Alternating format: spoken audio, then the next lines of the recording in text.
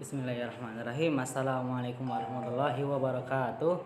Perkenalkan, nama saya Suhalwan, NIM 20.001.1928, ruang 10, semester 1, non reguler A.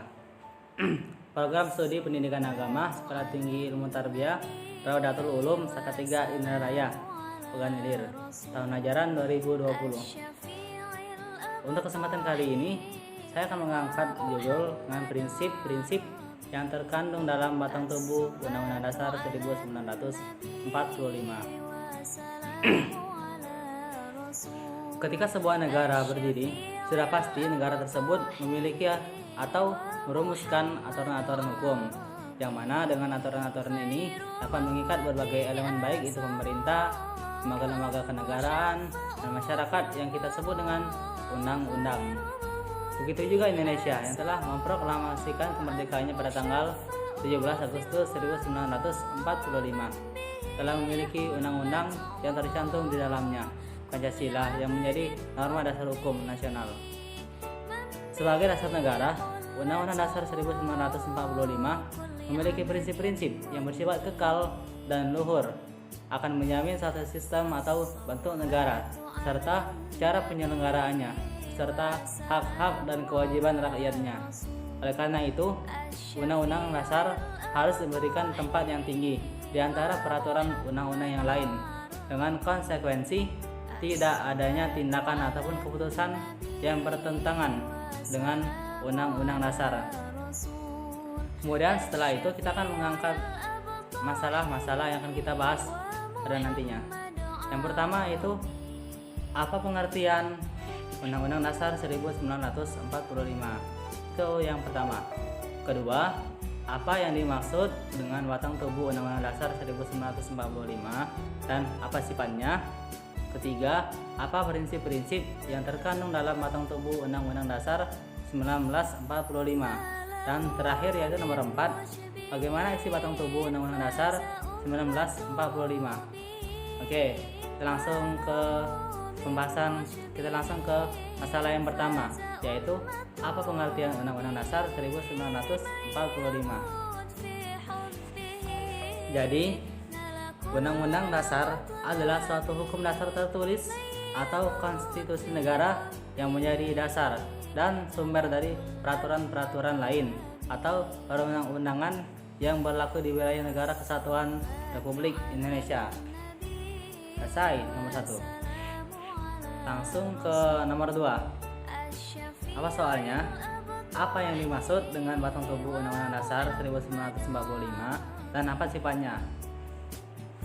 Arti batang tubuh Undang-Undang Dasar 1945 ialah peraturan negara yang memuat ketentuan-ketentuan pokok dan menjadi salah satu sumber daripada perundang-undangan lainnya yang kemudian dikeluarkan oleh negara itu. Batang tubuh Undang-Undang Dasar 1945 memiliki 3 sifat utama, yaitu fleksibel, elastis, dan supel. Artinya, dapat mengikuti perkembangan zaman kapan saja dan dapat berlaku sejak dulu hingga sekarang dan sampai kapanpun. Jadi, undang-undang dapat menyesuaikan karena mengikuti perkembangan zaman. Kedua, rigid atau tidak kaku. Artinya, isi batang tubuh Undang-Undang Dasar 1945 dapat diselami setiap warga negara Indonesia secara keseluruhan. Siapa saja menjadi WNI mampu menyelaminya. Ketiga, luas atau gemulai. Maksudnya, dapat dilaksanakan oleh setiap warga negara Indonesia di semua tempat, di sembarang ruang, dan di mana saja dapat dipraktikkan. Setelah itu kita akan membahas tentang batang tubuh Undang-Undang Dasar 1945 yang terdiri dari 1. 16 bab, 2. 37 pasal, terbagi menjadi 5 bagian, antara lain: A. Bentuk dan kedaulatan negara, pasal 1. B. Lembaga tertinggi negara, pasal 2 dan 3. C. Lembaga tinggi negara, pasal 4 sampai 15, 16, 18, 19 sampai 22. Kemudian D. Unsur-unsur kesejahteraan negara pasal 23, 29, 31 sampai 37. Dan terakhir unsur-unsur pemerintahan negara pasal 17, 24, 25, 26 sampai 28, kemudian 30. 4 pasal aturan peralihan dan 4 ayat aturan tambahan.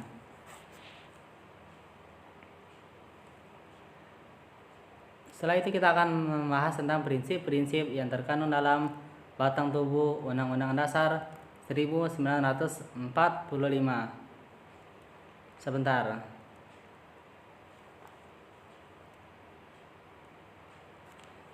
Negara Kesatuan berbentuk republik. Negara Kesatuan berbentuk republik sesuai dengan pasal 1 ayat 1 Undang-Undang Dasar 1945 mengemukakan bahwa negara Indonesia adalah negara kesatuan yang berbentuk republik.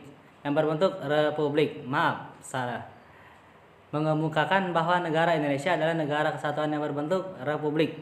Hal ini sesuai dengan sejarah perjuangan bangsa Indonesia dan perkembangan bangsa dan negara kita yang mempunyai wawasan nasional, wawasan Nusantara, yakni Kepulauan Nusantara sebagai satu kesatuan politik, satu kesatuan ekonomi, satu kesatuan sosial budaya, dan satu kesatuan pertahanan dan keamanan. 2. Hak asasi manusia berdasarkan Pancasila. Hak asasi manusia berdasarkan Pancasila. Negara Indonesia menjunjung tinggi hak-hak asasi manusia. Hak asasi manusia adalah hak-hak dasar atau hak-hak pokok yang menjadi dasar hak-hak dan kewajiban-kewajiban yang lain dalam negara Indonesia yang berideologi Pancasila. Hak asasi manusia itu dilaksanakan secara seimbang sebagai monodualistis atau dengan kata lain bersifat kekeluargaan. Terdapat contoh-contoh perwujudan hak asasi manusia berdasarkan Pancasila dapat dilihat pada pembukaan Undang-Undang Dasar 1945 dan pasal-pasal diantaranya sebagai berikut: pasal 27, pasal 28, 29, 31, pasal 29, 30, 31, 32, 33 dan 34 dan 34 Undang-Undang Dasar 1945. Masuk ke sistem politik. Sistem politik, kesamaan kedudukan hukum dan pemerintahan. Pasal yang berkaitan dengan sistem politik tercantum pada pasal 26 Undang-Undang Dasar 1945 dan pasal 27 ayat 1 di mana warga negara bersamaan kedudukannya di depan hukum dan pemerintahan dan wajib yang menjunjung hukum dan pemerintahan itu dengan tidak ada kecualiannya. 4. Sistem ekonomi sebagai usaha bersama dan kekeluargaan. Hal-hal yang berhubungan dengan kesejahteraan bangsa ini diatur dalam pasal 33 Undang-Undang Dasar 1945.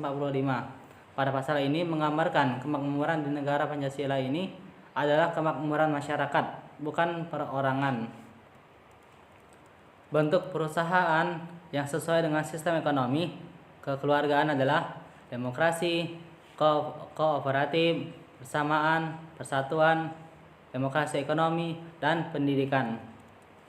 Pasal-pasal yang ada sangkutannya dengan kesejahteraan rakyat, contohnya pasal 23 yang mengatur APBN, pasal 27 ayat 2 yang mengatur pekerjaan dan penghidupan yang layak bagi manusia. Sistem bidang sosial budaya atas dasar kebudayaan nasional dan Bhinneka Tunggal Ika. Negara Indonesia terdiri atas pulau dan suku bangsa. Dalam hubungan ini, kita tidak boleh mempertentangkan perbedaan bentuk dan wujud kebudayaan dan beraneka ragam yang tumbuh dan berkembang dalam masyarakat kita. Pasal yang berkaitan dengan bidang sosial dan budaya terdapat pasal 32 Undang-Undang Dasar 1945.